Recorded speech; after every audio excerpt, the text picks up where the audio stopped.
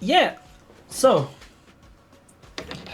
has anybody been interested in doing the recap? A quick summary will do because it has been like primarily combat. We waterbombed. That is true. True. Indeed, we waterboarded. I will The do DJ. next time since I was here today, but I don't feel like I'm the right person to do today's, even though I did watch the VOD. I mean, if you want, you can still do it. It would be kind of interesting. No, this is interesting. You can correct me if I'm wrong. Basically, after waterboarding the creature, or the DJ, we found out that there was a demon inside of it, possessing it. So, we aimed to kill the demon, who also we learned had abilities to shapeshift into things it had seen as it turned into horrors. And everyone had to figure out who Horus was. And then the demon was defeated, and it did a Hades splash into the ground. Indeed, it did do a Hades splash. You can imagine the soundtrack, the soundtrack playing when you fucking die in Hades. Dun dun dun dun. That's probably what the demon was hearing. Hello. Yep. Sorry, I realized that I was muted. I was saying that I couldn't do Oh, recap. sorry. Dang. Grimmy's just mid doing recap. I just cut him off and do it myself. Yeah, I was like, huh? Oh wait. Damn. Yeah. But yeah, what happened afterwards? You can give like a quick, like summary of that because I don't expect you to recall the entire dialogue, but. Yeah. I don't want me to say. Either or. I don't. I do not remember, so Grimmy will have to. Okay, that's fair. Hey, afterwards, the party celebrates as they begin to talk about their next action. As Shaddai, in his classic manner, keeps bringing up how the party plans to kill the demon that is possessing Abby's tribe, which makes Brynhildr extremely upset that Shaddai keeps bringing up the idea of killing. And then believe that's where we ended off. Yeah, something like that. Horus kind of just like carried Chitai off, in classic Horus fashion. And then Horus all over the place. Indeed. So the party is planning to do a long rest, and as you all are getting ready to basically put your things down, doff your armor, whatever you're trying to do to get comfortable. So as the party's getting ready to rest, the pixies are starting to form a circle around the sanctuary, as they're basically chanting something in Sylvan. The only one who... They're closing us in! I was about to say. Kill them! No! The only one who would be able to tell what they're saying, I think, is Aileen. I think she can speak Sylvan, right? Yeah, I hope. Yeah! Yeah, So, I can! Awesome. Either way, they're basically chanting a ritual of respite. What that means is that it's basically like how do I explain this? Huh? Sorry? They're gonna kill us. Yeah, exactly. True! Yeah. They're gonna brutally like annihilate you guys. No. So it's basically when they're getting ready to basically because fairies are fairly reclusive. No, because they're fairly reclusive, they have certain rituals in place to hide their presence or make it easier to rest easy while knowing that trouble won't arrive anytime soon. So as they're chanting, I'm assuming. Okay, as they're chanting, does the party do anything? Like, do you actually get like rush them with your blades? or something. Shadai Rook does just- not react. Okay, awesome. Shadai just has a confused expression, not towards the fairies or anything, as is being held by Horus. Oh, okay. Luna makes note that it might be too dangerous to put the child down. Put the murdered child down. Awesome. So while they're chanting, a magical dome made out of like all sorts of different colors, the same colors that you're seeing basically on the map, different shades of red, blue, pink, glimmering in the air, as this giant dome starts forming around the party. The Pixie Queen basically turns to them and says, "I'm hoping this you'll be. I know you have a lot to do. So, considering the kind of threat we're dealing with here, so we're gonna ensure that you can rest properly without losing too much time. And Aileen, can you roll me a either history or religion? Could be Arcana too. Arcana's probably But I have the a best. +1 on all of them, so it doesn't really. Okie dokie. Yeah, please give me a roll, and we'll see. 7. Awesome. Yeah, you don't remember too much about the spell of respite, but you know that you've slept easier when it's been cast by whichever fate creatures you were surrounded with. Yeah, that's basically all you remember at the moment. And yeah, the Pixie Queen says, so don't be too alarmed. The spell is just there for, let's say, for time to work in our favor. Should I just nod? Awesome. Once the They pixies say are... time, and Rook just like stares right at Horus. That's a joke. I mean, it is very fitting. So Yeah, Well, I just don't do know if it. we've seen much of Horus's time abilities. time dilation is very much like has been used a bunch. Plus, Okay. they have Then yes, like, Rook looks right at Horus. yeah, they have also used their future vision ability as well before like entering this clearing, while Right. during the waterboarding session. Yeah. So you do know some stuff. Rook just silently stares.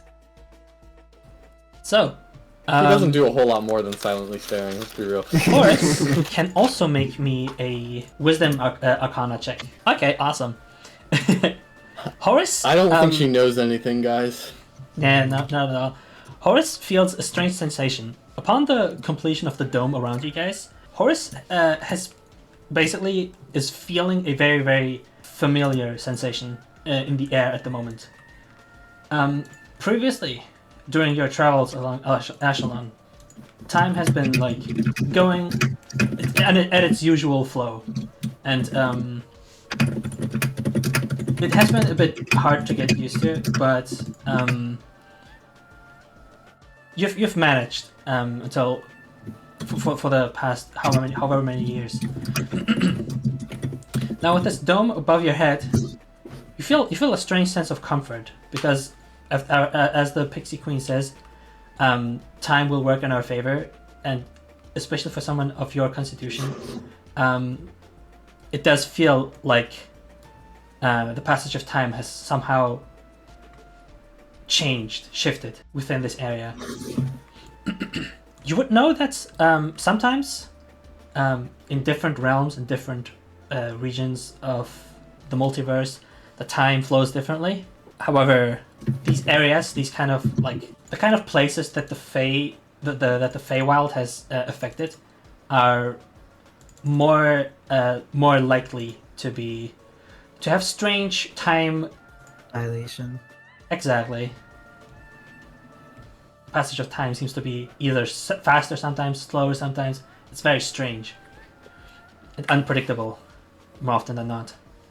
The party gets to long rest.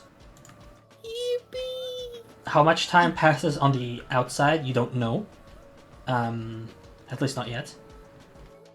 However, everybody gets to restore their spell slots, heal their HP. Do we know what time it was when we came in the first place? basically, yeah, you took 6 hours to get to the to meet the scouts. Then it took about like an hour to get to this pond and finish off like the battle, the planning, and everything. And then once the and also you also took a 1 hour short rest, I believe. The time that I gave you was basically 4 p.m. when you finished your short rest, so it should be around afternoon. Alright, sick. Somewhere around 4 and 6 p.m. So afternoon getting to the evening. What would everybody like to do during their long rest? Let's start with a random roll and just go like that, unless you have specific plans you want to call out right away. Roll sounds good to me. Let's roll a d6 because we have 6 players. On a 6, I just reroll because 6 is Arman. 1, 2, 3, 4. Shitai, what would you like to do during the long rest? I'll just sit and stare. Awesome. Honestly, I don't know what I expected, but that's exactly what I should have expected. Sorry. Brynhildr. Wait, what if you take it back? Oh, my bad. Noise. Want to sit and stare respectfully. There you go. Awesome. Hell yeah. Oh, perfect. Yeah. Mm-hmm. Can I describe runes on a long rest? Heck yeah, you can. Is that rest flexible? Okay, good. Where would you like to do that? Like what object, what clothing, what piece of armor, so on and so forth. You can just pick randomly too. You can just say, "Oh, my sleeve and or my pants," I suppose, and then that'll be it if that's what you want. Does it matter the items listed? Yeah, the item listed is basically where you put the rune, and then which particular spot does not matter. However, if you want to flavor it, for example, like flavor it in a very specific way, like for example, this rune activates, and it would make sense for it to be around my hand because I shoot something, I don't know, or it should be around my chest because it protects me or something, right? That's up to you to flavor how you want. Okay. Yeah. So can I use the rune of effication on my fist? The rune of evo. Oh, you mean the one with the extra elemental damage? Yeah. Is it that? If you have gauntlets, Too crazy. yes. If you have gauntlets, yes. I don't remember if. So I don't get a fire punch. This is shit. I hate it. Awful idea. Happy. Worse. No. Well, yeah, it is an enchantment on an object. If you don't have like gauntlets or like gloves, at least, like at the very least, you should have gloves, and then if you can enchant those, yes. Yeah, I don't have gloves. It's just sort of flesh. Actually, to be completely fair, you did you did grow up in like very cold regions, so you should have gloves at the very least. I don't know. I don't know if she'd have gloves. I don't think she would. I can't. I don't think she would seek gloves if she didn't think she needed them. And I don't think in this climate she'd think she'd need them. Okay, fair enough. So, I'm just gonna sort of tie it around the back end of my bow or something. I'll do. Tie like a leaf or whatever around the bow. Oh no, hang on, so I can put a martial melee weapon. Damn it, I can't put it on my arrows either. What do I have? This might have been a terrible choice. Maybe I shouldn't have picked this one. Hey, conveniently enough, if you're unhappy with this rune, you are taking a long rest, so you could also switch with the rune around. Oh wow, that's. Or you could apply it on someone else's weapon if you like want to be a team player. Team player. Ugh, yucky. Yeah. If I'm not doing the murdering, then what does it matter? So sure. Look, there's no I in team, but you can spell me. It's got a point. Got a point. Yeah, I don't think I actually have a simple or martial melee weapon, so maybe we won't do that one. Okay. Is there something I'll else you just would take like to do? I'll take enchantment for now. Okay, awesome. And necromancy.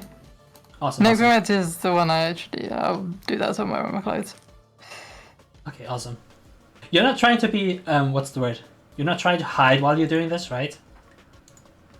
No, not particularly. Why?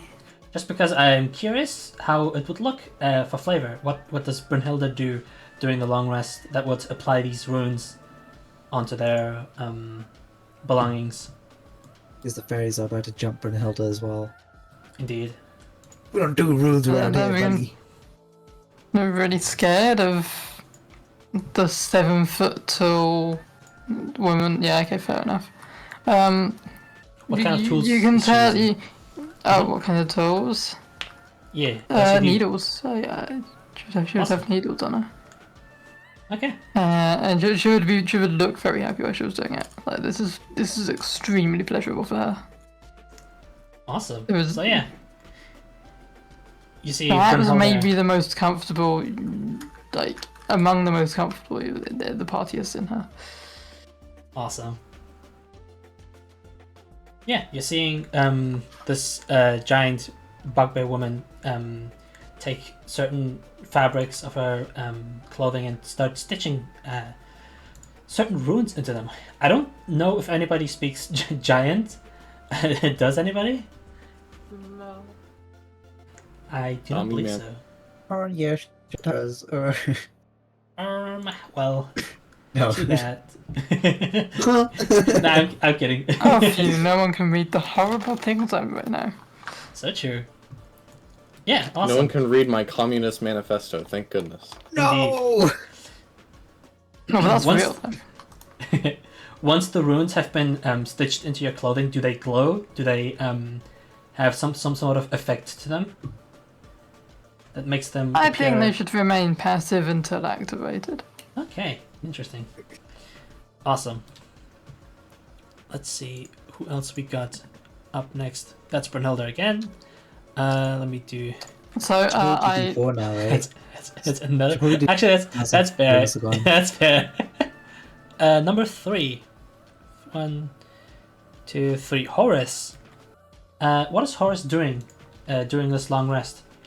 Holding Shatai like a teddy.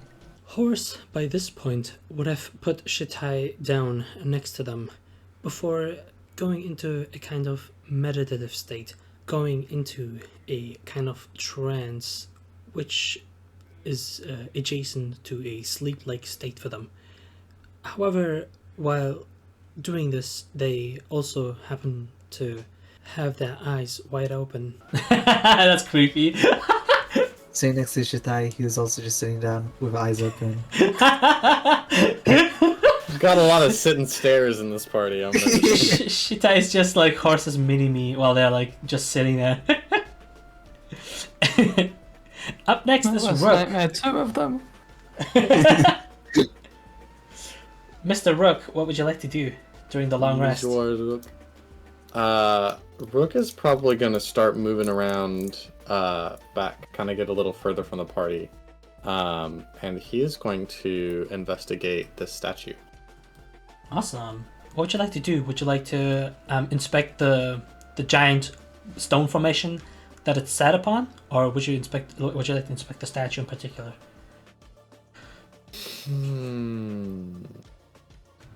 Rook will start with the stone. Okay. Please roll me an investigation check. That's 8. an And what's your 8. modifier? I do have proficiency in investigation. Awesome. Should be +2. Okay. And you don't have negative. Oh wait, sorry. intelligence? I have a -9 to intelligence though, so it'd be a 9. Gotcha. Wait. You have a minus what to intelligence?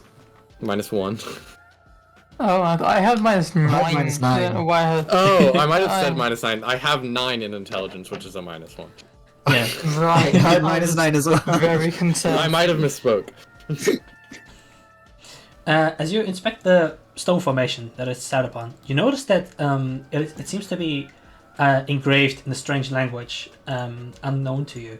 There's these carvings in it, as it appears to be littered with these inscriptions. However, you do not recognize any of that, and you're not entirely sure if they're if they have any effect or have any sort of purpose, because they do seem very scribbled atop this giant rock. Okay. Rook will go back over to Horus and will start trying to wake her up by fanning her with his wing. Horse jolts awake before slowly turning over to look at Rook. Rook will kind of cock his head at Horus and say, "Time, how does it pass?" Horse, a little taken aback, asks, "Time, do you mean in this space?" Rook nods his head yes. Technically speaking, this dome is speeding up time, so it's moving faster here than it is outside. What might be an hour in here might just be a minute outside. That's an exaggeration. Horse responds by saying, "Time, it moves off in here. So off, it moves faster, so much faster. I don't know how long it has been." Rook would kind of nod his head in acknowledgement at that, and then point back over to the stone on the statue and say, "Read?" Starts hopping over to the stone. Essentially trying to lead Horus. Horse gives a quick look over to Shitai to see if he's awake. Shatai's eyes are wide open, but he's just sitting there. Horse awkwardly says, "Hello?" Shatai's eyes blink as he looks towards you and says, "Hello." Horse says, perfect," before getting down on their knees and asking Shitai, "Get on." Trying to give him a piggyback ride. Shatai is carried without any what's the word? Objection. Protest. Yeah, without any objection. So Horse then proceeds to follow after Rook. Rook will notably take notice of the fact that that Shitai is on your shoulders. Does anybody else of the party want to get involved, or are you just doing your own thing? Just curious. I'm doing my own thing. I'm busy. Yeah, I'm happy. I'm happy to let this play out. Yeah, especially because I know what Elise wants to do with Aileen, so she would be busy with something else. I would assume. So let's see. Horus, just like Rook, you approach this giant rock formation, and similarly to Rook, you notice that there are these engravings everywhere. While set upon it is, of course, the statue of the young girl. As you recall that the moment you entered here, the statue flashed before your eyes, and it did look like an adult woman for a brief moment, but just for you. Luna asks if Horus is able to read any of the inscriptions on the rock formation before informing everybody that their languages are Draconic, Celestial, and Primordial, which do in fact occur here. Yippee! It in fact has all three of those languages intertwined together. Specifically, Indeed. only that combination works. Exactly. No. It's a slight bummer that Anna can't be here, but yeah, there are several runes in several different languages. However, the ones that are most noticeable to you are ones carved in Celestial. Indeed, they appear to they appear kind of like seals of protection. They appear like different runes of safety, of security, and if you take enough time going over all of them, you might be able to find out a little about its potential story. Can you roll me an investigation check as well? Arcana could also work. Okay. Excellent. So, the stone formation... can you also roll me a investigation check? Gotcha. Horace proceeds to double check their daily one with fate roll, recording whichever number has been rolled, which turns out to be a 2. Okay. Yeah, it won't do you much good, but you can use it to like manipulate enemy rolls. So, the material that the stone appears to be made of is unknown to you. You're not particularly an expert on like geology or anything like that.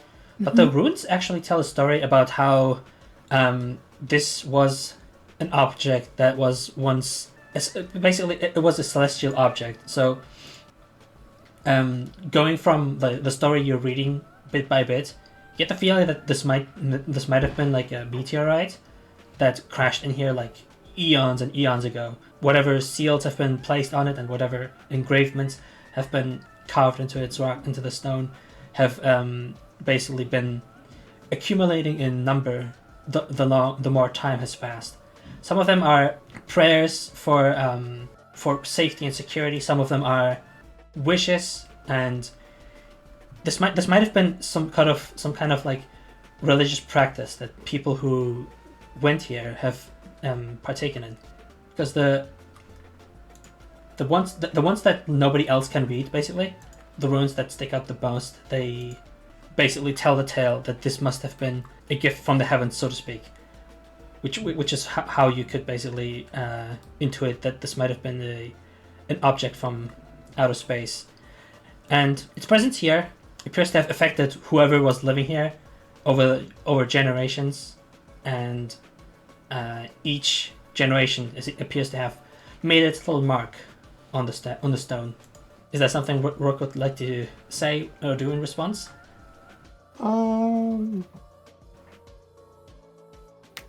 I think again, just nod in agreement. He'd seem kind of his expression would seem, I guess, amazed, not bewildered, intrigued. How can I murder this god? So we have to kill a god. Got it. How could I break this rock? Shitai would just think that I'm mostly just talking to Rook, so would not say anything. Gotcha. Anything you would like to do with the statue? I think Rook, after hearing that, would be very adamant to leave it alone. Is it like out of what's the word? Not reverence, but like respect for like the holy site or something? Yeah. Gotcha. Horace offers the statue a small prayer out of respect before proceeding to leave it alone. Please roll me a wisdom religion check. Yepers. If you roll bad, you'll put a terrible offering and it'll smite you down. Exactly, it'll kill you for praying. Why would you do that? Yeah, with I believe that's a 12 because you have +3 wisdom and then +2. Religion. With a 12, you basically you feel a strange resonance with this celestial body and the statue of this goddess sat upon it. You get brief glimpses of visions that you have seen before of the individual depicted in this formation, in this statue form, and it feels pleasant. It feels like something resonated. Awesome sauce. Aileen, Yes. I'm guessing you're basically working on your armor, right? Yes, and I also want to, because I use trance, so I used to take 4 hours to sleep. Yeah. I want to spend like some time to like look around, like what is the floor and everything here that I can collect. Okay, yeah. Roll me a survival check. Oh, also, now that Brooke's curiosity has been satiated, he is gathering sticks to make a nest to sleep on. Oh, that's fucking cute. Nice. Over here in the shadow. What a bird. Look at this bird. This freaking bird, dude. You bird things. Bird things. Yeah. So, Aileen would notice obviously all the different mushrooms that are still present that you could maybe like gather samples of, maybe cut them into little bits and pieces and bring some along. You would also notice the different fruits that the fairies, the pixies, have been previously chomping on and munching on. So you could potentially take some of those along. And yeah, that's most that you notice at the moment. Then I'm gonna pick like the fruits, and what else did you say before the fruits? The fruits, the mushrooms. The mushrooms. Do you want something? I'm gonna pick up like stuff I'm gonna collect a tiny bit of everything. Okay. Roll me a dexterity survival check. It's just that shrimp already. Okay, that's much better. Okay, awesome. Oh, Jesus. Give me two more rolls. Actually, wait. Yeah, give me 2 more rolls. Because there's 2 different types of mushrooms, and then the berries, of course. So 12. Awesome. And a 21. Okay. Awesome. You collect a bit of everything and spend how many hours do you want to spend working on your armor? How long does the mushroom and gathering take? Collecting the shrooms cost you 3 minutes. Collecting the berries took you 9 minutes. The 12 took you 24 minutes. So around half an hour. Okay. So then I'm gonna have me counting. Yes. I'm gonna spend 2 hours on my armor. Awesome. I'm gonna spend 1 hour just inspecting the place and everything around it. Mm-hmm. To see like what's here. And no, I'm gonna spend half an hour just looking around, and then I'm gonna spend an hour hunting for something. Animal I can kill. Okay. Hashtag food. Sure. Hashtag ADHD can't sit still. I want to like when I inspect, like scope out, do I see like a track for an animal I can just... Yeah, please roll me survival to check for animal tracks. 19. 19. Excellent. So you come across the owlbear tracks again, of course, because those were pretty close nearby. You also notice footprints of a strange, pretty sizable feline creature, which you would recognize as tracks of wargs. W-O-R-G. They're basically pretty sizable feline creatures that are pretty common in the Feywild, and so that's why like you would recognize these tracks pretty easily. Are those the thing goblins have? Indeed, you would also recognize. You would also remember, just because this is like common knowledge for you, that this is a creature that lives more often than not in like a symbiotic relationship with goblins. Yeah. As yeah, their physical strength basically is of good aid to the goblins, as the goblins basically help it hunt by using their weaponry and their range advantage. Aside from that, you notice like. Just like Aidan mentioned, that animal activity has been pretty low here. However, you do notice at least some hoof prints. Can I track that and just try to find them? Because I realized with my armor I needed leather, so...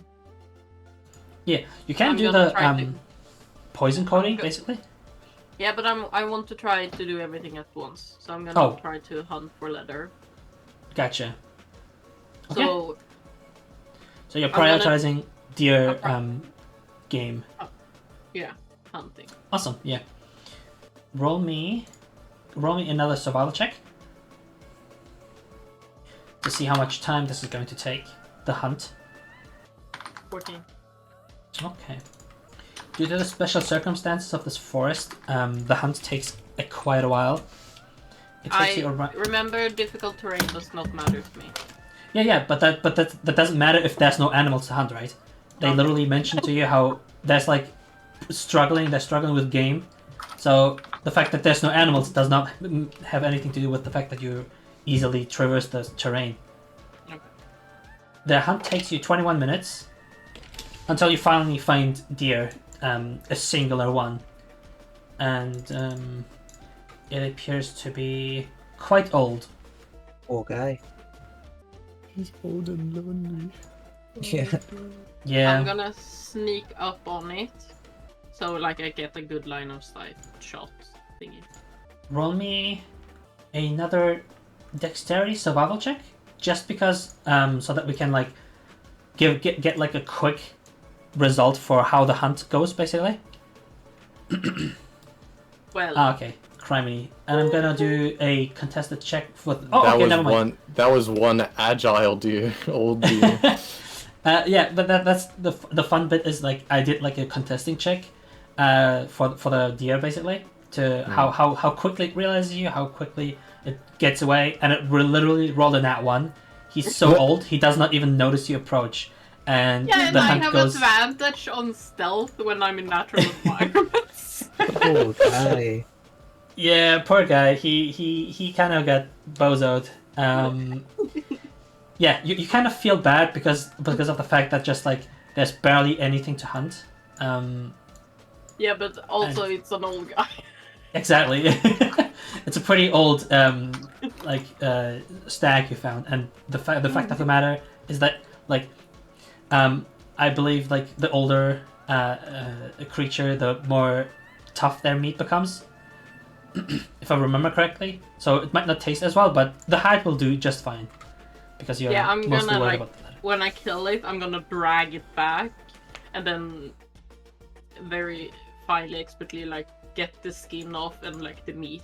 I'm gonna try to like everything I can save on this, like nothing goes to waste. If it has like not horns, is it called horns for deer? Antlers? Yes. Antlers. I'm gonna take that. I'm gonna take the hoofs, like but everything that's of use, I'm taking. Awesome. Poor guy. And while I'm doing that, I'm like repeatedly thanking the deer for his sacrifice. Yeah. Poor, about to say we're laughing. I'm laughing maniacally at this freaking stupid deer. This stupid old lonely deer. Real. Yeah, Didn't roll know me what hit another him. Freaking idiot. another dexterity survival check. Just oh yeah, we since this is carving, we can basically do dexterity survival and then intelligence survival, and then the total roll will give you the results. Oh, let's Okay, that's a total of 16. Yeah, unfortunately course. because I'm supposed to be good at this shit. Quick, Yeah. change it to a 2. Wait. see, unfortunately because this creature is quite old, a lot of the parts that you managed to like harvest are not really that usable anymore, unfortunately. However, a 16 is still good enough to get you leather, so at the very least you can. Yeah, then I'm gonna do utilize that. everything to my armor. Yeah, But awesome. trying.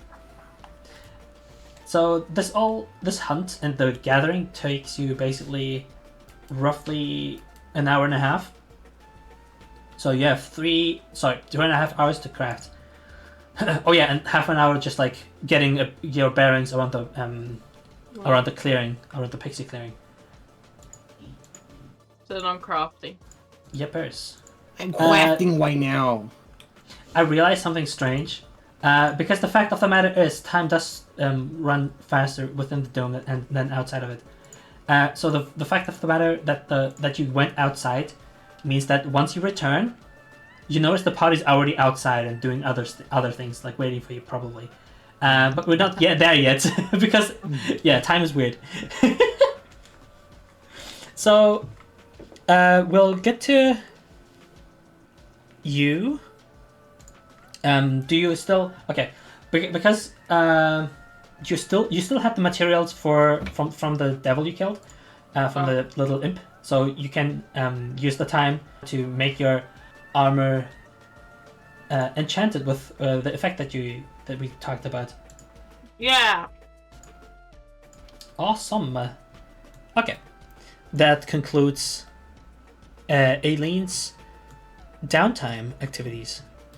Once Rook and Horace basically return to the rest of the party, Zondyl kind of just like turns towards you two and starts speaking through telepathy into your minds. It says, "I notice your band is quite unique in various different ways.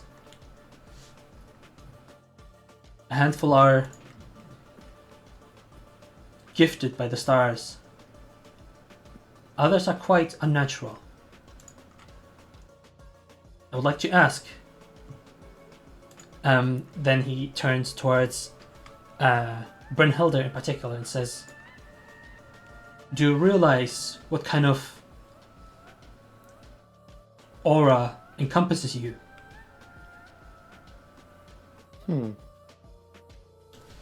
No. Sorry, I can't say particularly. I am uncertain of what the source of this sensation is.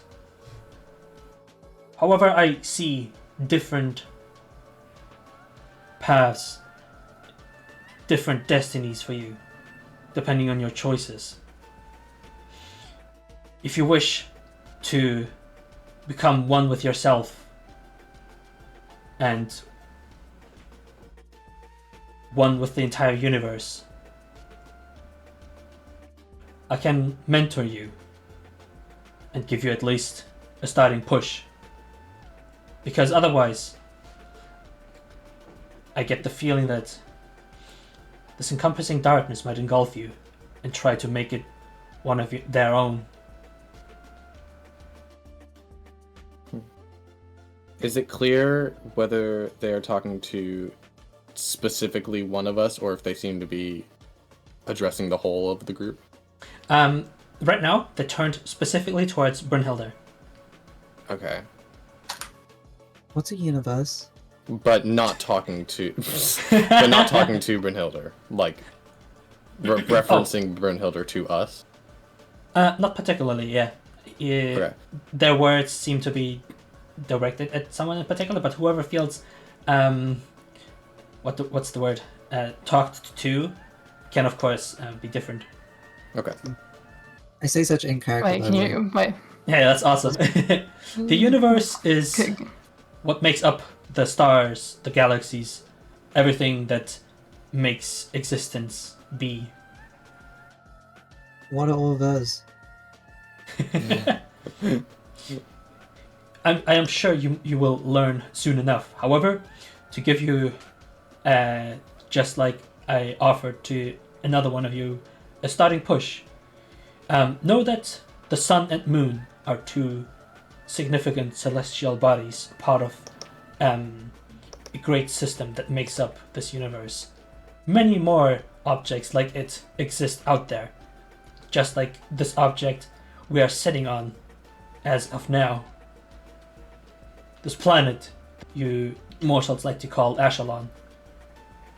So, asking to be one with sun and moon. His giant tentacle, like his giant squid head, just kind of nods.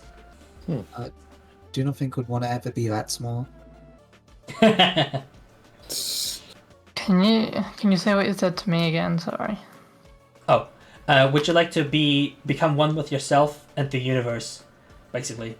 And then because he's worried. Oh yeah, and then he said, because otherwise I worry that this dark influence might engulf you. And as he says that, I think. Sorry, I'm just not quite entirely sure how much you guys remember of like previous sessions and such. But Brynhildr, like this was like just an hour or two ago, would remember the case of like their shadow doing strange things that they didn't really command themselves to do. Wait. Their shadow. Tell me Yes, I don't remember that. During Is the this from Warlock last session? Yeah, during the Warlock session, when you were fighting Warlocks, Brynhildr basically threw a punch against the creature she could not reach. However, their shadow basically stretched out and struck the goblin, killing it. Okay. Exactly. Get your freaking Peter Pan looking. Oh my goodness gracious. I don't know what darkness could be within, but I've noticed some things that have been a little peculiar recently. I really do wonder if there is something at play. He nods understandingly, and then continues speaking. This presence I'm feeling, it reminds me of the giants of Jotunheim, which means that whatever influence is trying to affect you might be stemming from one of the giant gods. And while I cannot say for sure without proper investigation and knowing what could be affecting you, if this is a curse or perhaps some kind of spell or artifact, until we get clearer answers, I can only give you a vague approximation. But when you say, are you saying that those were your vague approximations, or Basically, there's more to give? Yeah, sorry. Yeah, that was basically this vague approximation, that there's something present but you cannot be sure what it is exactly. Okay, I will keep an eye on that. Thank you. Verily. No, that's one last thing I can leave you off with, is that different planes tend to affect different creatures in different ways. Sensation I'm getting is that this is very much reminiscent of dark magics stemming from the shadow realm. Whichever... As he says shadow magic, I feel like Shitai and Rook just kind of look at each other and start sweating. Yeah, I was gonna say Rook takes note of that.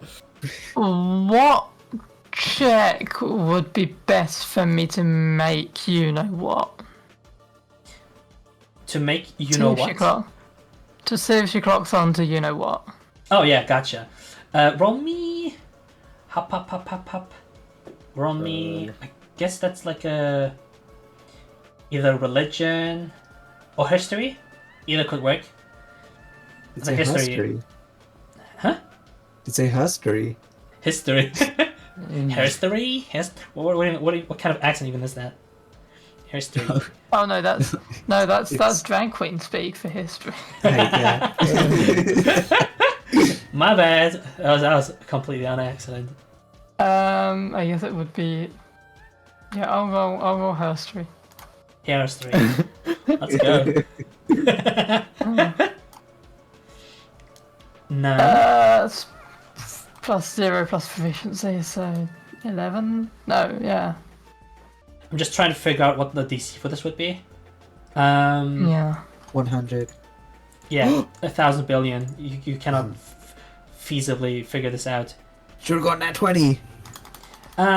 Yeah. when he said the word artifact, something clicked in your brain, but you're not entirely like sure what among your belongings, or like what sort of like thing, object, or whatever you came across might have had this strange effect on you. Okay, Zach. Let's go. Not 2,200. Not 1,000 million. Oh, that's a shame. That's crazy. Close. Close. Just gets God vision. So hang on. So something clicks in my head, but you're not. But I'm not like. Well, you would have to check your belongings, basically, right? Something when you said artifact, something like ticked. Oh, yeah. No, if something ticks, then that would be enough for me, because I would. Okay, awesome. I the DC was don't fairly think I low. would be. I don't think I'd be unsuspicious of. Mm-hmm. So Brynhildr sort of opens up her bag and finds something, or sort of. She doesn't like show it off to the world. She sort of very gently just subtly brings it into view and then slides back down. Not because she's trying to like hide it from view, but because she's like all of a sudden slightly suspicious of this thing and what it might do. So just enough to sort of very like subtle slide above bag, put it back into bag. Gotcha. And just sort of a look of like, help, I've been stuck with this thing. Is that towards the entire party? Or just I mean, mostly Zondyl. But I don't think it's not something that you would struggle to make out. Yeah, I suppose everybody who like wants to look just sees this. Everybody who does not care just like can do what they want. All right. So we see what she's holding. Yeah. Pulling out of not very well. Yeah. You see me flash out something enough for Zondyl to see it, and then I sort of slide it back into my bag, and you can see this expression of like on my face. Yeah, I can give it like a very vague description if you want. If that's okay with you, Rhiannon. Keep it as Yeah, like, I don't know if straight. Yeah, actually, I would like to know what I'm holding. Yeah. So, jetting shortly into view, like just like very very briefly, and you cannot even quite make out what's even supposed to be. It looks like something like bone colored, but you're not really sure what it is. It just kind of looks like a shape, because you haven't gotten like a clear view of it. But it looks like to have a just like the color of bone, just like a white yellowish hue to it. Rook knows a lot about that. I mean, if you want, you can make a check or something. Rook likey. Huh? Look, swoops over, steals the bone. What is it? He suddenly becomes a dog and just wants to like go for it. Yeah. No. This is in character, right? Because whatever the object was, it shined, right? It's shiny. Yeah. So when Rook went, oh. Rook wants. Would you want to make a check, Rain?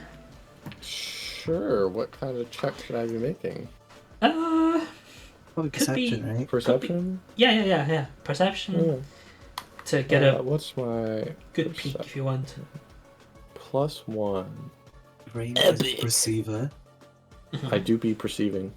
There you go. The I perceiver. really Nice. do be. Let's The go. perceiver. Okay. Yeah. Rook gets a better view of what this little object might be. It appears to be like the texture, the coloring and texture already gave away what kind of material it is made out of. But then, even after getting better look, it just kind of looks like a shard of like bone, like a fairly sizable piece, but it just that's literally all it appears to be like. You do notice strange engravings on it. If you would like, you can roll me a history check. This would be history. History. Me? Sorry, no. For Rain, no, particularly. Rain. For Rook. Intelligence, Rook's strongest suit. Hell yeah! Woohoo, -9. Yes. Oh, it's great. That's an One 11. shame. That's a. Oh, are you not proficient in history? Okay, gotcha. No. Alrighty. You would know that, in certain cultures, that carving bone is basically, a procedure of enchantment, but you don't know, like which particular, which particular cultures, you don't quite recall. But you know that it's a practice that is used here and there, especially considering your background. You you would remember that you have seen similar things, but obviously you cannot read the runes, so you're not really sure what background this item could have. Okay. Yeah, sorry. Zondyl would then like give basically Brynhildr an empathetic look and another good nod, and say, "I see. Would you prefer me to relay something to you in a more isolated and or private environment?" If you have information, that would be great. I have some knowledge on this matter. Have they moved? Zonda? Like, has this gone to a more private area, or are we still nearby? Oh, no, Not yet. yeah, Okay, exactly. okay. Brynhildr didn't particularly say. Zonda nods and says, "Private or not?" Let's go private. I think that would make most sense. Okay. Oh. I will simply- mysteries. I will simply DM you a very, very short description that he would basically relay to Okay. you, exclusively you specifically. Don't share all the secrets out loud, Abby. I'm sure we'll be fine. Nah. Hey, all I'm gonna say is out of character. I hope it's not Axe 2.0. It hasn't cursed you yet, or like spoken to you. Do you want to have a chat with it? That's I do not. Awesome. I've grown as a player. I do not. Awesome. I want to violently make out. No, I'm kidding. Grown as a player, I see. You do what every D&D vet does. Romance everything. No, it's okay. Brynhildr's just not used to touching bone. I mean, you held Rook's hand, so... No, true. Okay. There you go. A little bit of Monica.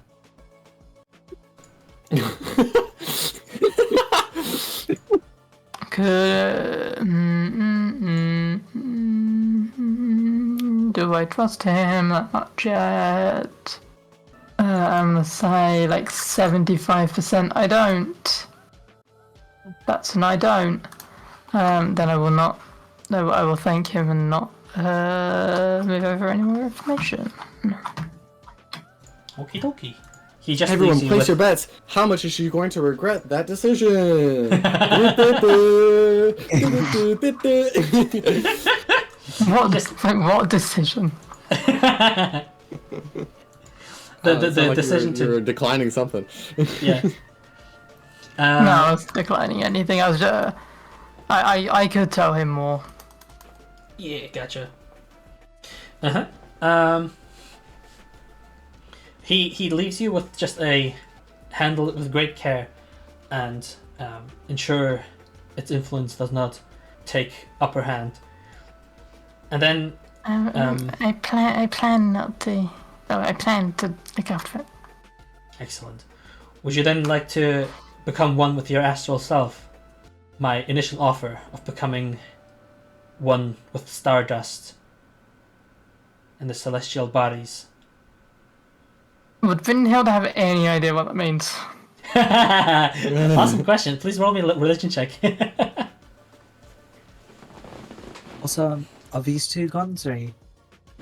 No, that was just like specifically something he relayed to her I think he knows what that is. telepathically. Just like direct telepathy without sharing Okay, so- anything with it. So just having conversation in mind, or not like gone. Yeah, exactly. Okay. Brunello was still there, but what he said was only audible to her, basically. Yeah. Hi. Yeah. Awesome. You remember? This is actually kind of awesome. You remember there being a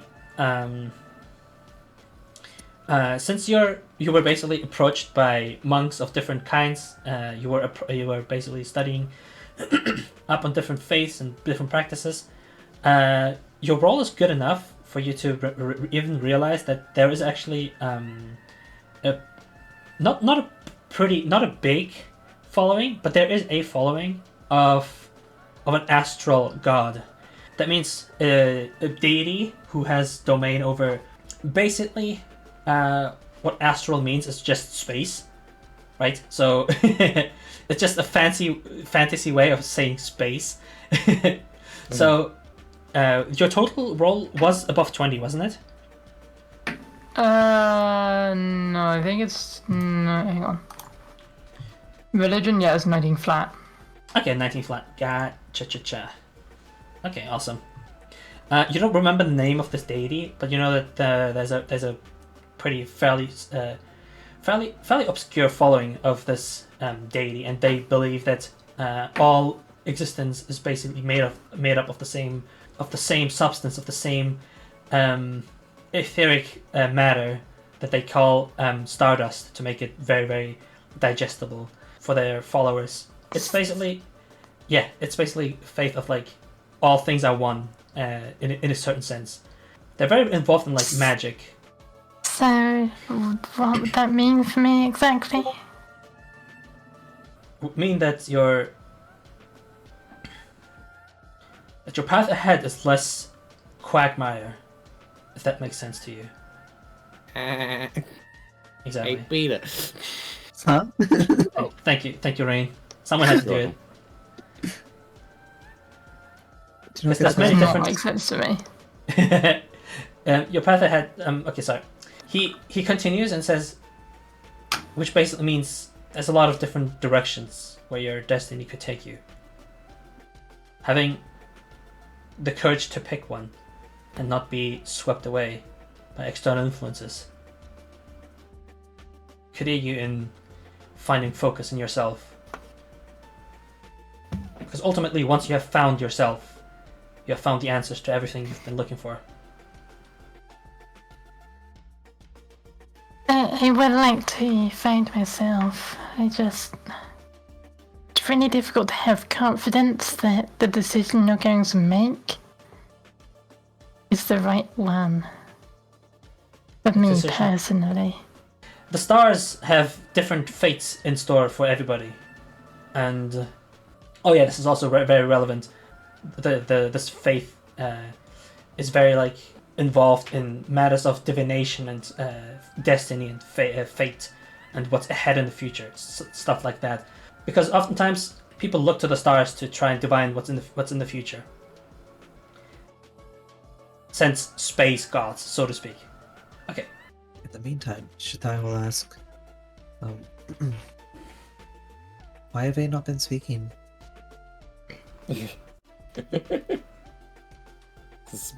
Who's this question being directed to? Just the party in general. It's Rook will just look over and just kind of shrug. You two have just been staring at each other for quite some time.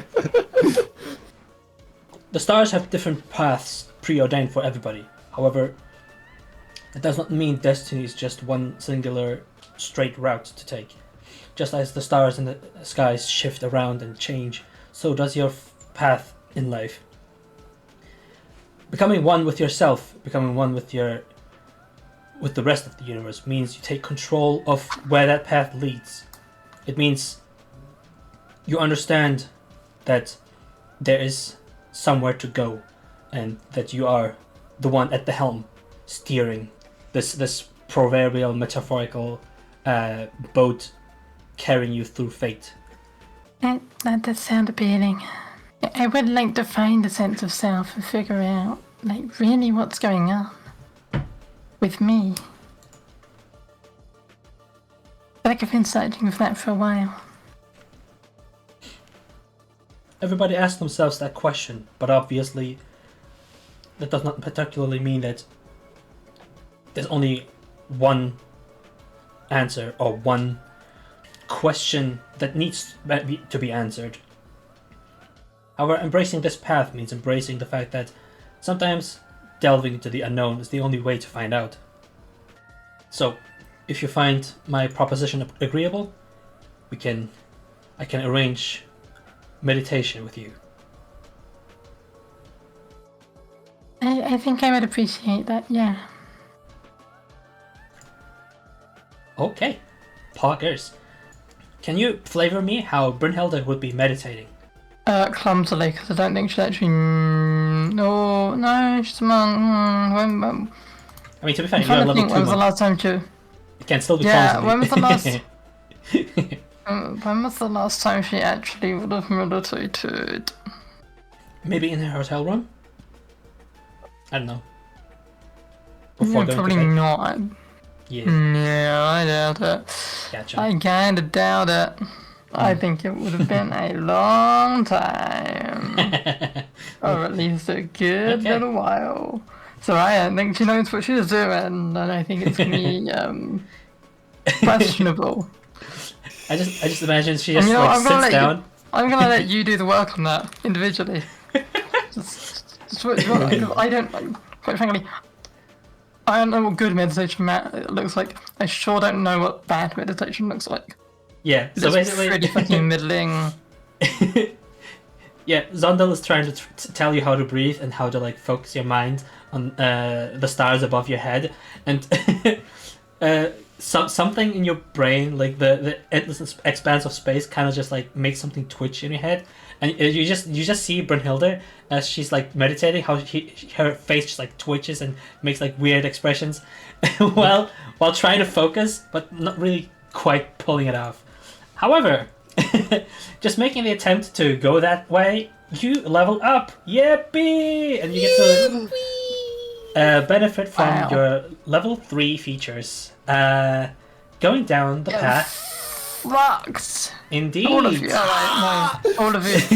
No, wait, oh, you're already level 3. Damn it. I think. Yeah, well, yeah, two of them. Something special. I thought this was. Damn. You're still a level above like 3 other people, so Yeah. Ooh. yeah. And you get to benefit from the subclass features of the astral monk, because those are pretty dope, pretty awesome. Yeah, I've completely forgotten what Arms of the Astral Self is. Yeah, so basically, hold on, let me check your Yeah, I'm good. sheet. Did I put them Yeah. here? I did not put your subclass stuff here. I'm kind of silly. A Tee. little silly goofy. Oh well. I can pull up the link and then we can monk. We can He's pulling get his through link out. that.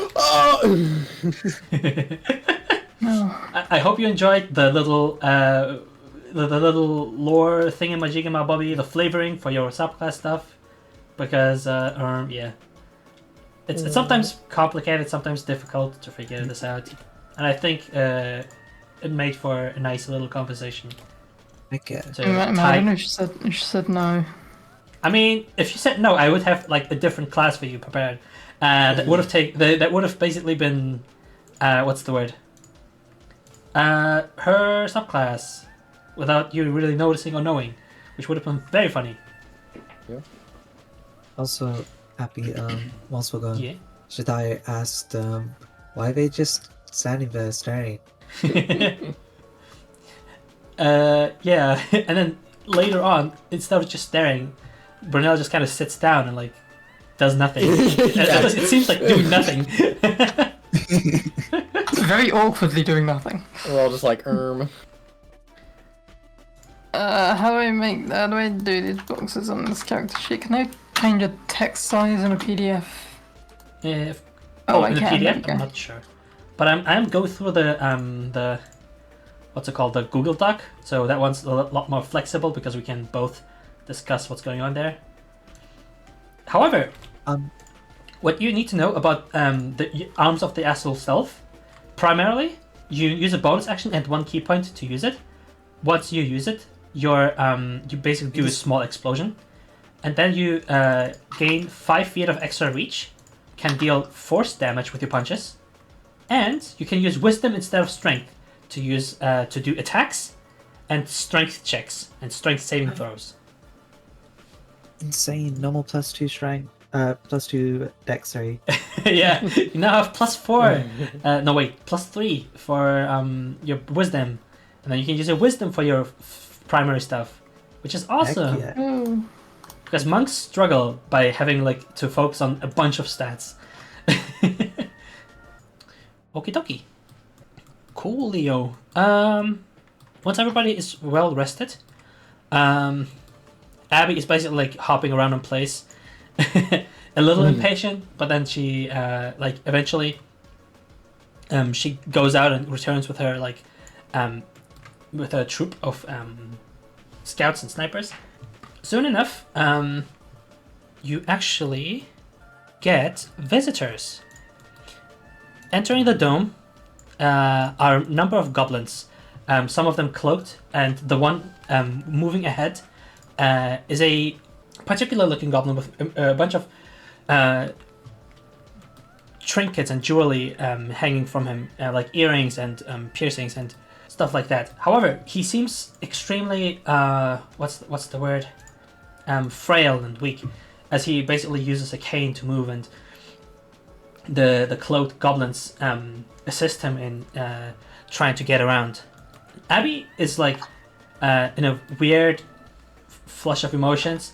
First she's like surprised, and she seems a little angry, and then runs over to him and says, you should be in bed, not here." And then like going around looking at everybody else and then back at this other goblin, she just gives him a big hug. And then the goblin in question says, "I am sorry. We had to act." Abby then asks, "What's going on? What do you mean? What do you mean you have to act?" "Oh, sorry, everybody. This is my boyfriend that I was talking about. Nuvola. This is the how do you call it? How do you call you guys? Adventurers, heroes, helpers?" Shaddai. Yeah, Shitai and the other people who are helping us. Those other fucking losers. And then Nuvola turns over to you and says, "It is my honor. Who are they? Why do you call them heroes? What's their deal?" Abigail says, "Oh yeah, right. So the big tentacle creature, Zondyl, yeah, he was saved now, and it's safe to go here again." Nuvola basically turns to the party and looks a little surprised, like shocked, and says, "Oh, that is great news. Right. I was already like looking to try find solutions, because I'm not sure if Lamreta is she's looking to mobilize very soon, and it is bad news. I could not sit around and do nothing." And then one of the goblins that are cloaked says, they would have come for you too, sooner or later." And then Nuvola just kind of nods. Rook will kind of question, "Come for you? Who?" Nuvola turns to Rook, same as the like cloaked goblins. Like the goblins who are cloaked, they appear to have certain symbols and like trinkets on their body that have different symbols of moons and like crescent moons, things like that. They appear to be quite what's the word? DIY. They appear pretty. DIY. Yeah. They basically carved them out of wood or found them somewhere, and like then they kind of like bent them into shape to look the way they wanted to. But yeah, they're quite disheveled. It's not like they have like golden ornaments or something like that. This is very like like an underground, I guess an underground kind of look they have to them. Okay. Nuvola says, "Well, obviously, because the devil is acting, and assuming that he does not take lightly to those people of faith, I had no choice but to make my way out. Lamreta was what's the word? Tolerant of me. However, I do not know if the devil will approve of having a holy man amongst their midst." Shaddai says, can kill devil. And devil. Oh. Okay, awesome. Well, that would do our tribe a great favor, I would think. Abby just kind of turns to Novel and says, "Well, yes, I get it. That is very true. But the problem is that, like, our entire tribe kind of relies on him and relies on Lammy's judgment. So, if we just kill him, we just like appear like the villains because they think he's helping them, right? So we just kind of have to like convince them that he is definitely bad news.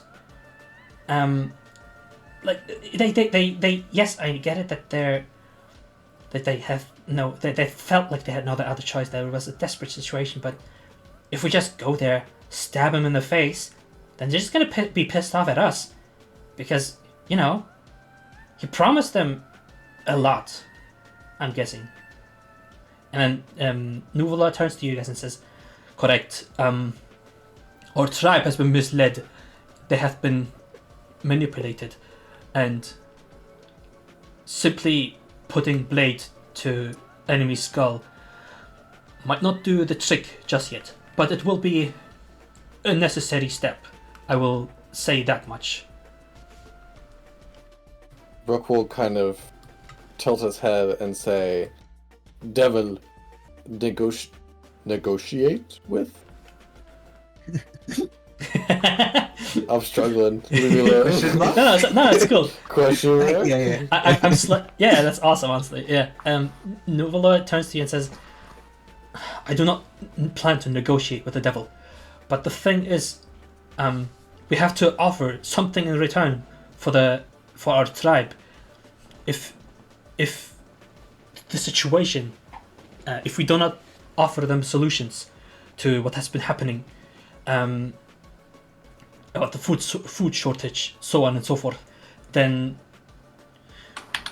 well, what reason would they have to trust that we're on their side, that we're doing this for their own good?" Abby then turns to the party and says, Right. Like how we talked about, we should talk to the villagers and kind of like figure this out, right? So that we can work together.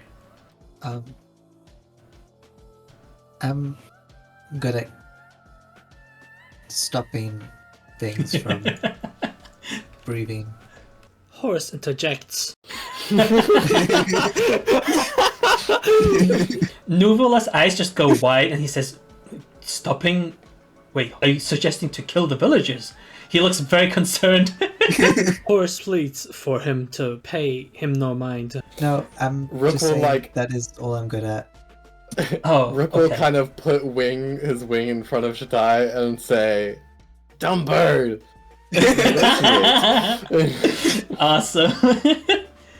Sorry, that was not him calling Rook or Shatai dumb bird. He was saying referring to himself as dumb bird, and then saying good at negotiating. Okay. Sorry, Oh, okay. everyone laughed so hard at dumb bird that they didn't hear the rest of it. That was so funny. Dumb bird. Yeah, Shatai just says, no, I'm saying that's the only thing I'm good at. Yeah. I'm not Right. good at anything else. Apologies for the confusion. We do not find violence with the villagers to be a good solution, if that helps making this next decision. And yes, negotiations seem to be in order. We need to convince Lamreta that this is the right step to take. But first things first, I believe. Well, we need to make sure she does not get coerced into making the first attack, because that would only make things much more complicated, much worse. Abby turns to the party and says, I think he's saying we kind of have to kick her butt so that she stops being like angry and stuff. Can do that. Butt kicking, let's go!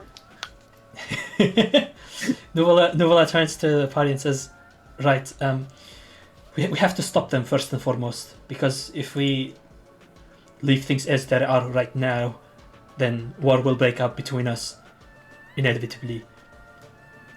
Indubitably. Inevitably. I'm gonna doing such. Rook will look at I've- Nubla and say, and ask, "Can we talk to her?" He nods and says, "Yes, most likely. However, as I said before, her mind is muddled by the whispers of a devil. So, the fact of the matter is, I don't know how much she trusts us, and how much she trusts that we have a good solution, a good choice, a good alternative choice for her, because, as I said, she is our leader, so she feels the responsibility of our entire tribe. She feels that this is necessary for our survival. If we do not have anything to offer in return, if we do not have an alternate solution, if we simply go in there with only violence in mind, then she has no reason to think things will get better for our tribe." Oh, Rook will kind of gesture to himself and the rest of the party and say, "Us, she does not know," essentially implying like a diplomatic approach of like sending a mediator. Okay. Abby chimes in and says, what he's kind of trying to say is that Lammy is a bit stubborn, so if she wants to like kick our butt, we have to kick her butt first. However, once she's come to her senses, we can hopefully talk her out of like the whole war thing, right? I'm not planning, and then Nuvola kind of just like adds on top of it as well. Yes, we do not plan to kill all our own kin, obviously, but they are devoted to our leader, and simple words might not be enough. So Okay, so I expect to had come to blows. misunderstood. There is not an external devil that is like that they are like answering to currently. Their leader has been essentially possessed. Am I correct? Potentially. That's what they Okay. think. They think that their leader is basically being like puppeteered by the Yes, devil. I'm just making sure that's basically- what they're saying because at first I thought like Yeah. a devil and their leader were two different entities. That's still very much likely. However, he did mention that like she might not. She might trust the devil more than they trust us, so to speak. Gotcha. Because- Okay. Yeah, they might think that that's the better solution. That's the right thing to do, or something like that. I'm just making sure I'm understanding this interaction properly. Yep. so beat her up, then can kill devil. Indeed, that is what I believe to be necessary. Stop devil from living. No. Abby just kind of gives a thumbs up. And yeah, you do know. Sorry, since this is relevant to what you asked, and what you were confused about. In one of the previous sessions, Abby did mention an individual called Ram, which is like a goblinoid similar like creature. She called it like a goblin, but they had hooves instead of feet. They had like horns, and they talked almost exclusively to their leader. So yes, there appear to be two different entities, but obviously their leader is like very heavily influenced by this ram creature. Just some clarification. Okay. Yeah, just to make sure there's no confusion, because this is all like information you already have gotten. Yeah. Nuvola then turns to the party and says, "Well, are you all well rested and ready?" Rook nods. Should I also not? And then Nuvola just See- looks directly at everybody else. See Brynhildr, just still on her meditation shit. She's been paying attention. It doesn't look like it, but she's just soaked it in. You sort of see her like get out of it. try to do what she thinks you should do to come out of meditation, which is needlessly complex and a little ridiculous. And then sort of gets up on her feet. Okay. Nuvula will then look to Horace. Horace confirms with a quick yes. He nods again and then looks at Aileen. Wow. Are you all ready and well rested? Yes. Question You mark. you sound uncertain. What is wrong?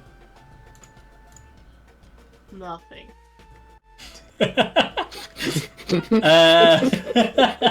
What does that mean?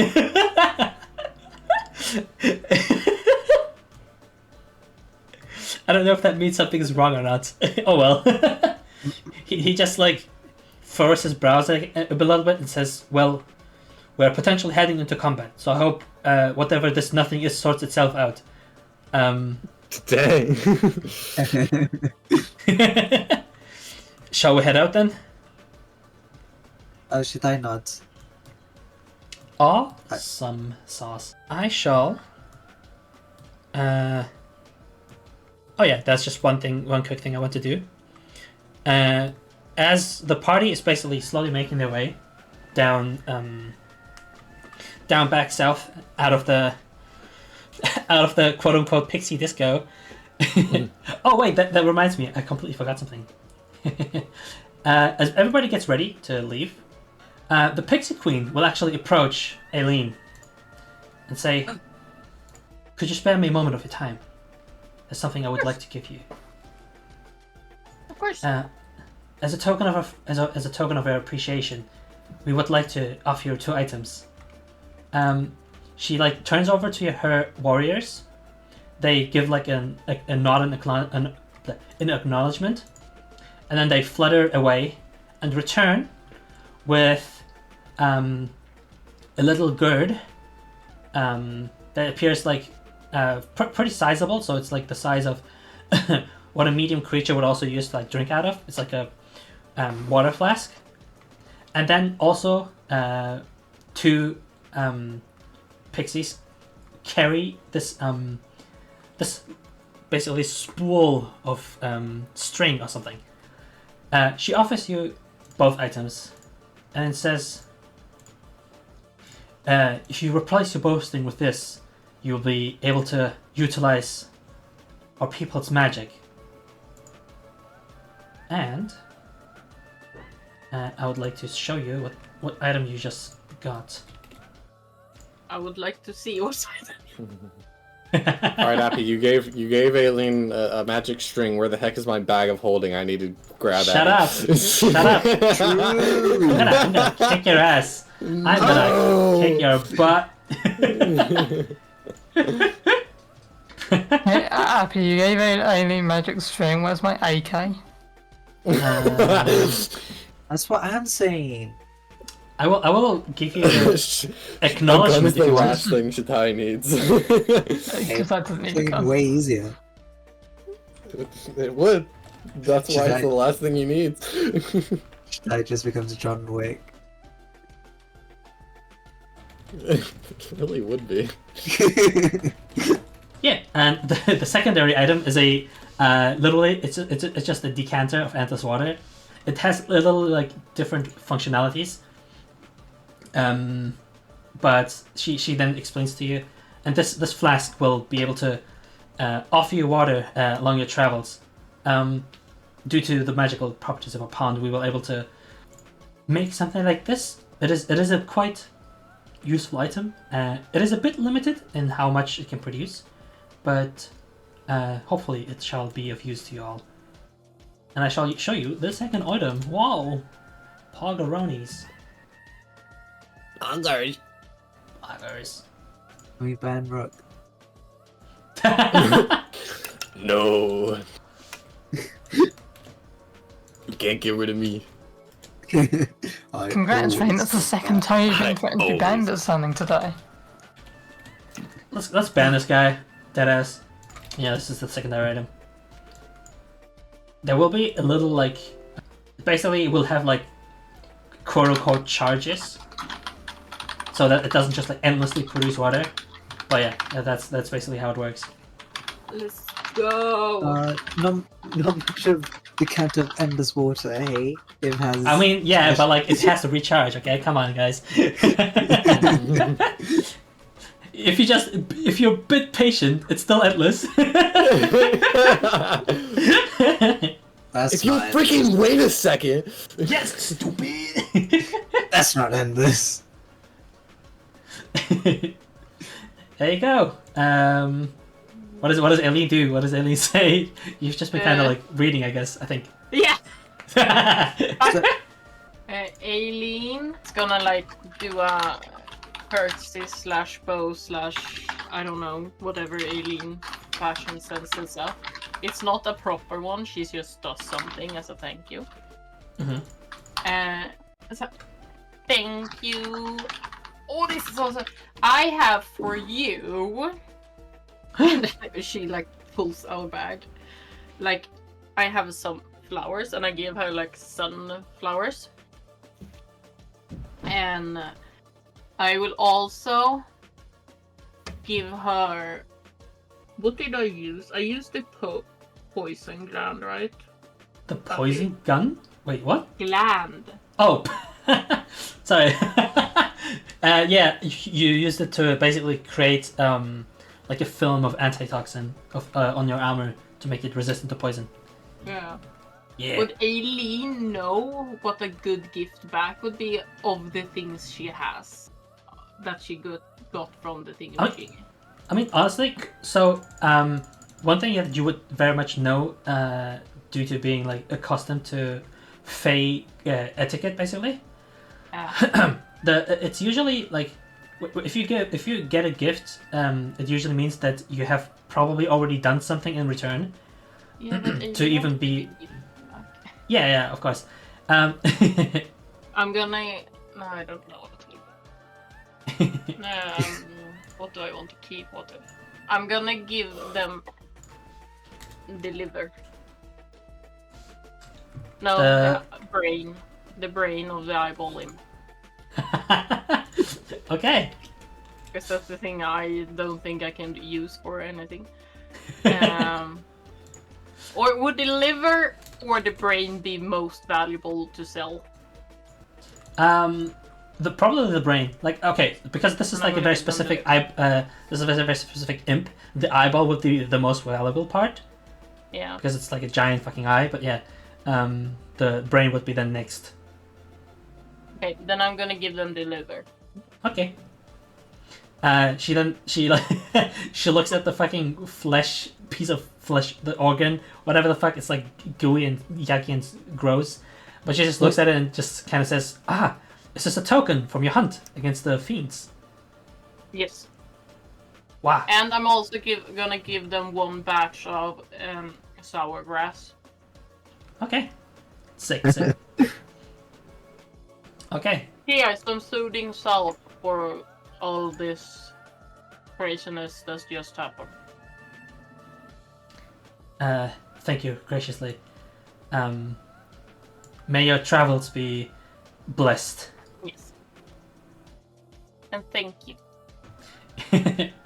She nods and then turns towards the soldiers and she holds this fucking gross piece of flesh and just like holds it above her head and says, a trinket from a successful hunt. As the soldiers like kind of just cheer in excitement. Yeah!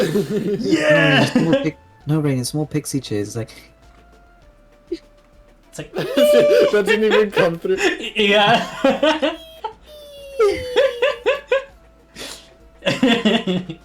I knew exactly what Grim was doing, so it made it even funnier when he said, "No, it's more like." Yeah, exactly. It's so quiet you can't even hear it. exactly. Aileen hears it because she has very good hearing. And she's used to hearing pixies. Or so I've heard. Aileen does have a satellite ears. Oh. True. Nuvala turns to the party and says, as he like notices this, he gives everybody a smile and a big thumbs up. Aileen has Wait, the squid? No, Nuvala. Oh, okay, sorry. I was like, how the heck does a squid give a thumbs up? Well, it's been good, right? It just does like a knot.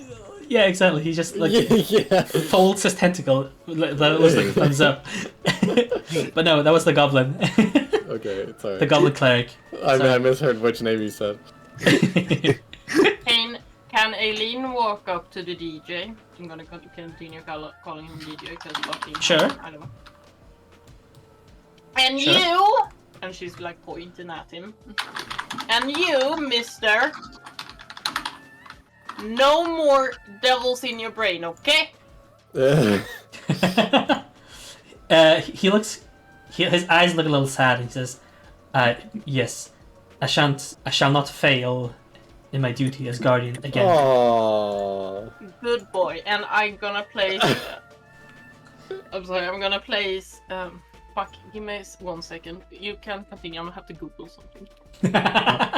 Don't say right. The reason why I said was because I was gonna do it as soon as we left.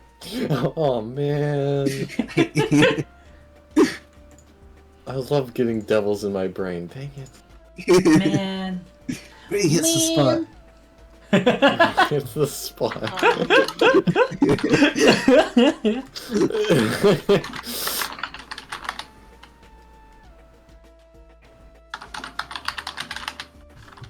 Yeah, all good. As you guys walk back to the path you came, basically heading south to wherever the goblin tribe might be, the village, whatever. I'm gonna place. I had to Google something. I'm gonna place a flower of holly. What? Holly flower. Okay. Let me. I had to Google the language of flowers because Aileen is gonna do that now. I've decided. That means Awesome. defense and domestic happiness. And I'm gonna place basil for good wishes on his. Oh, that's awesome. Okay. I Heck like yeah. curtsy and then I walk it. Bailey hopping along. Awesome. Yeah. Because we decided, right, like I have an endless supply of flowers. Yeah, she just keeps picking them from somewhere. Like Yeah, for example, so I have after all the flowers. warlocks. Yeah, she just like collects them all the time. Yeah. Yeah. She like picked up 100 flowers while she was here walking around. Just constantly like that's how you spend your half hour. You just look for flowers to pick. Yeah, because she always wants to like, you know. I have to search what sunflowers say. Because I gave her sunflowers, because that was Heck yeah. adoration. That means so Pog. good. I love sunflowers. They're so awesome. Yeah, I love them too. Yeah. On their way back, Nuvola is kind of like wobbling around a little bit, and as they start traveling again, you can tell he's not feeling too great. He's like sometimes coughing a bit, feeling a little under the weather. However, he tries to like put on what's the word? Put on a friendly face regardless, as he kind of slowly like nudges towards Brynhildr, and then says, "It is good to see one of our Frostpeak cousins here." Now, are you from out that way? Well, not quite. I am quite well travelled. However, I have not been to the frozen peaks yet. Yeah, okay. I don't really remember much about that, but He looks a little like, what's the word? Stunted, as if he might have said something wrong, and says, "Wait, so you are a bugbear, right? A fur goblin." oh yeah. I was born there. I just Right. I try and block it out. Ah, right. Okay. Apologies. Did not mean to assume, but as we like to say, goblins stick together. Have you heard that before? Goblins stick together? Yeah. Well, to be fair, you have not really been around goblins much, so no. If that's something you say, then yeah. Have you never heard? No. Interesting. So, you said you would like to, what was the phrasing? You shut that out? Yeah, I don't... I'd try not to remember it. I see.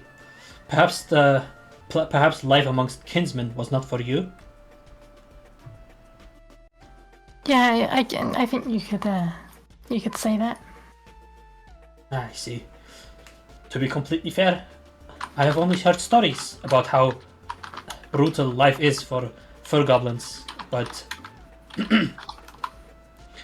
I respect the choice nonetheless, because as we all know, or as we all should know, our lives are our own, so I very much respected that you decided to carve your own path.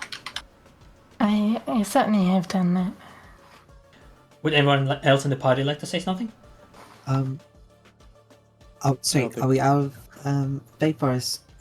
Yep. You're slowly making your way out, and you're on the way back south. The sun is still up, but you do notice that it's like it's almost dusk. Yeah. Once we reach out, Shaddai will take a quick seat to take a snack out of bag and begin eating some meat as he ravages it instantly, like an animal, just taking it all down in one gulp before continuing on. Okay. Would anybody like to engage with the little munchkin goblin? The muncher. The meat muncher. The meat muncher. I don't feel like I have anything to say about that. Yeah. I mean, literally, you if you're wondering what to say, literally just like, oh, what are you eating or something? I don't know. the most bare bones like thing. If that's not interesting for you to ask, that's completely fair. I just don't really have any. Yeah, it's fair. Small talk. To the IRL. Never mind in the game. You want me to do fake small talk about fake things? Like I don't do real small talk about real things. So true. How's the meal? How's the wife? How the kids? As we're outside, how's the weather? Oh yeah, good That question. time's Actually. yours. How is the weather? Can you roll me a d20? Oh no! Thanks for the reminder. Go on, Rain. Can I I use my want to ask. 2100 from earlier? What, sorry? No, you cannot. That's a shame. Wait, Horace can still make it too. Oh my god, you can make it the 2 if you want. True. Do not think this is a check, right? No, it's not a check. Would you like to know? But it would be funny. It would be very funny. Okay. Yes. Please roll me d20. Sorry, I said yippee! Hey, Middle of the Awesome! Average weather. line. Average weather. Is this I was average so freaking average confused, German dude. I weather, was so average lost. American weather? Oh my goodness, Average this is- Sahara this Desert is- weather? This is Poggers. Oh no. Like a Rain eyes, he just went, oh no. This is very funny. So, as you guys make your way out of the quote-unquote Feywilds and back towards what you hope to be the material hope to plane, be. Ashelon. Yeah, exactly, you hope to be. If you can manage. You feel despite the sun being like slowly going down, you notice that the sunlight is getting warmer and warmer. You feel pretty like serene at first. It feels very peaceful and like cozy, but then you notice that the coziness is like making your eyelids like heavier and heavier. Can the entire party please roll me a Constitution saving throw?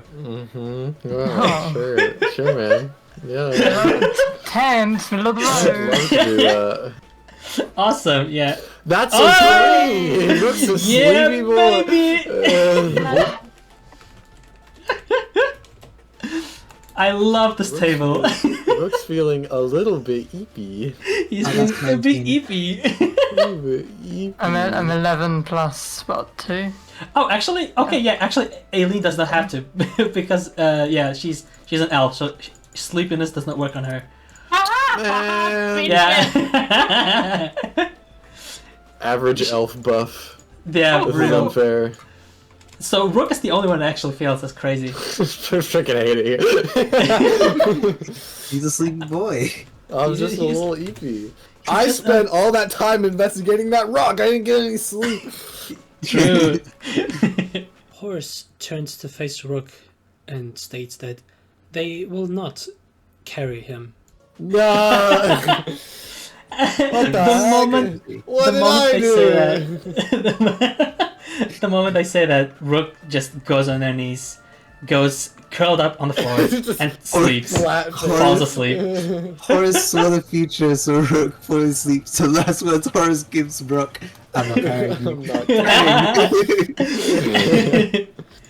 Alongside Rook, Abby also falls asleep. Oh, just So- eepy bunch. Horus walks over to Rook to nudge him with their foot. Do you like try to shake him awake? Check if he's alive first. I mean, he's breathing. Yeah. I mean, You just hear freaking. yeah, exactly. Let's Just- use Horus's inaction Do and turn birds into snore? slightly more of action. Birds can snore technically. That's awesome. But Crows snore right now. Facebook is teaching me. Horus then proceeds to shake Rook, hopefully to wake him up again. do you like give it a gentle nudge, or do you like cat shake? Violent shake. Hell yeah. No. Rook, the last words you hear before going into slumber are, "I'm not carrying you," and then you go into a nice little snooze. Oh. However, you don't really get to rest much before you're violently shaken awake. as you just see Horus like, yeah, shaking you. guess was Freaking- technically carried. just kind of looks around, bewildered. Wake up. Wake up. Wake up. Wake up! Wake up! Make up. Wake Wake up! up! Wake up! Wake up! Wake. The same like dead eyes. That's awesome. I did wake up. It's Joe Biden. Wake up! Wake up. Wake up! Wake up! Okay. Yeah. Because Nuvola is still awake, I guess he will just like shake Abby awake and say, "Come on, let's go. The forest is playing its tricks on you." And she's just like, "Just another minute. I'm so sleepy." Horus, seeing the sleepy Abby, proceeds to walk over to her and carry her off like a sack of potatoes. Hell yeah! Rook is going to look over at Horus with a look of pure betrayal, as she has now slung Abby over one shoulder and Jatai over the other. The funniest bit is Rook, as you watch Abby get carried away on Horus's one shoulder, you just notice how like Abby is in absolute bliss and just like closes her eyes and continues sleeping. She just like goes back to snooze. Just goes, Mimir. She just like sleeps there.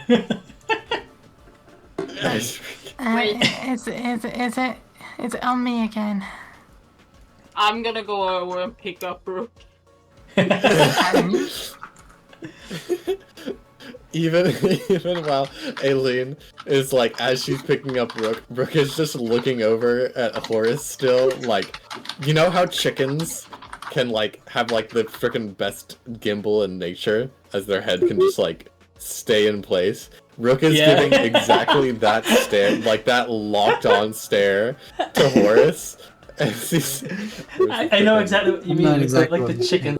Like, how small is Rook? Rook I is imagine a like small this. creature. Rook is tiny. Yes, exactly like that. Then Aileen is gonna carry like a... She's gonna like carry as you carry a child, like in her arms. Like, how the fuck do I explain it? Like, fucking hell, I can't explain it. How I'm carrying you. Like a baby. Yeah. Princess Carrie. Yeah, kinda. Yeah. But it's Okay. more like they're there like a baby. I love the Feywild. It's very funky. I believe I'm still like fighting like a certain decision and whether or not I want to introduce that yet. But I think we're good. He's Because- currently fighting the urge to kill us all. Yeah. Do it, Abby. Murder us. I mean, I mean, Foolish if everybody guy. fell asleep, that would have been kind of awkward. Not death, but it would have been awkward. Awkward. So That's I hope you actually like that. I possible, hope you like right? that long rest because we put a long rest inside your long rest. Indeed. That's thankfully impossible with Alien and such around. That's true. Exactly. She's gonna be put to sleep. Although Alien is a bit of a wild card, so She would Yeah. have picked up all of us, just like that baby. It's like a shopping bag with like all of the party members. Good luck picking up the frickin' bugbear. Does the party want just like stealth or something, or do you just like march on? I'm just like curious, asking like, how would you like to march? Yeah, with people knocked out. I don't think I would have assumed Rook would have assumed any sort of like. Subterfuge. Yeah, I'm just asking because like I always want to ask if someone is interested in stealthing. Yeah. Like if someone's like, I'm gonna be the sneaker, like the rogue of the group. Which is kind of like, I think Brynhildr should try to hide in the grass. hide in the tall grass. Aileen Aileen is always low-key trying to stealth. That's just the hunter in her. You've heard of passive perception. Get ready for passive stealth. Please roll me stealth with advantage then if you want to. Yeah. You could definitely like if combat breaks out, get unseen attacker and stuff like that. Fun stuff. So yeah. But did we? Yippee! Awesome I sauce. remember where everyone around me, or at least up to 10 people, are not there is no such thing as difficult terrain. Awesome. Okay, so you notice that once you're basically out of the Feywild area, out of the bubble of out of the dome and the Feywild, Fey-touched area, it seems exactly like I said, it seems to be almost dusk. So, yeah, Luna, can you give me another wisdom religion? That works. So if you're because of your unique abilities, you can intuit that basically going from where the sun was, 4 hours seem to have passed. Yeah. So time Wait, within how the long dome. is Time within the dome was basically doubled. Wait, Okay. how long is the long rest usually? 8 hours? 8 hours. Yeah. But didn't you say time was moving faster in the dome than it was In outside? the dome, it was moving faster. Yeah. And outside the dome, you once observing how far the sun has moved, and stuff like that. 4 hours passed outside the bubble. 8 hours within the bubble. Oh, I'm stupid. It's passing fast. I was so- I was thinking like, wait, but if Mhm. it was going faster, then we had less time. Yeah. That's exactly the opposite of what's happening. Yeah. Awesome. Okay. That's Um, Can you? Actually, I suppose I can just switch to the map because if I ask for like marching order now, it's kind of pointless because you can just like, put yourself on the map somewhere. So I shall just introduce the map to you now. You make your way back down south, past indeed, past the like the clearing which you previously was used as a resting spot. So you continue working your way down south, and the trip takes you about 1.5 hours until you arrive at another outpost. However, this one is much more fortified. You see the same palisades as the scout outpost, but you also notice a lot of tents sitting around. The area has been like manually cleared up. There seems to have been some trees chopped down to make space for tents and stuff, and you hear a whole bunch of chattering as you make your way meowdy over here. As you basically approach the palisades, 3 individuals stand between you and the entrance to this outpost, wearing quite heavy looking armor. However, it seems to be made like out of scrap material. Heck yeah! Big bunny! Big bunny. It seems to be made out of scrap material, as if it's like basically been scrounged together, and had like a very, very shoddy paint job. As these 3 goblinoid individuals